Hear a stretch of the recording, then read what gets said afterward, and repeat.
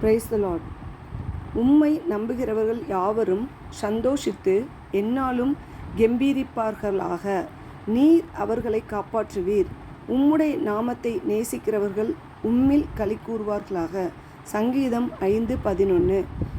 இதில் தாவீது ராஜா என்ன சொல்லியிருக்காருன்னா, ஆண்டவரை நம்புகிறவங்க எப்போவுமே சந்தோஷமாகவும் கம்பீரமாகவும் இருப்பாங்க. எல்லா இடத்துலையுமே ஆண்டவர் அவங்கள காப்பாற்றுவார். எந்த சூழ்நிலையிலையும் ஆண்டவர் அவங்கள காப்பாற்றுவார். அவரோட நாமத்தை நேசிக்கிறவங்க கூறுவாங்க. அவர் நிமித்தம் சந்தோஷமாக இருப்பாங்க. களி கூறுவாங்கன்னா ஆனந்தமாக இருப்பாங்க. நாமளும் இது மாதிரி இருக்கணும்னா நம்ம எப்போதும் ஆண்டவரை பற்றி கொண்டு இருக்கணும். ஜெபிக்கலாமா? அப்பா, ஸ்தோத்திரம் ஸ்தோத்திரம் ஸ்தோத்திரம் ஸ்தோத்திரம் ஸ்தோத்திரம் ஸ்தோத்திரம் ஆண்டவரே. அப்பா, உம்மை நம்புகிறவர்களை நீர் எப்பொழுதும் கைவிடுவதில்லை ஆண்டவரே.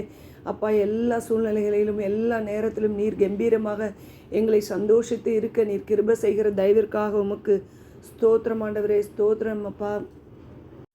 நீரே அவர்களை காப்பாற்றுகிறவர்களாக இருக்கிறீர் ஆண்டவரே. அப்பா, உம்மை நம்புகிறவர்களை நீர் அறிந்திருக்கிறீர் ஆண்டவரே. அதற்காக உமக்கு ஸ்தோத்திரம் அப்பா. உம்முடைய நாமத்தை உச்சரிக்கிறவர்கள், உம்முடைய நாமத்தை துதிக்கிறவர்களுக்கு கம்பீரமாக இருப்பாங்கன்னு சொல்லியிருக்கீங்களா ஆண்டவரே. அதற்காக உமக்கு ஸ்தோத்திரம் அப்பா. உம்மை நம்புகிறவர்கள் இனி ஒரு பொழுதும் வெட்கப்படுத்துவதில்லை ஆண்டவரே.